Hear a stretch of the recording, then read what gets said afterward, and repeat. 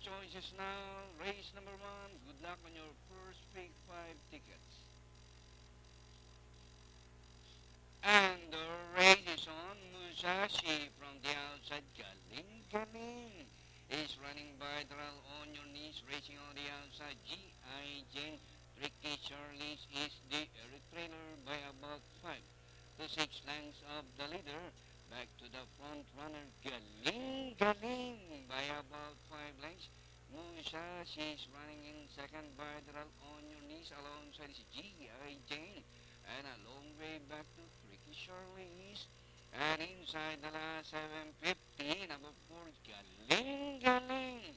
Maintaining a 5 lengths lead, followed now by G.I. Jane in second. Musashi is racing third by the runs on your knees, and Tricky Charlie's as they race the last 500. Galing Galing is the leader by about 4 lengths. G.I. Jane closing in second, and Musashi on your knees, and with the last 250 meters more to run, Galing Galing G.I.J. and Musashi. Galing Galing Musashi G.I.J.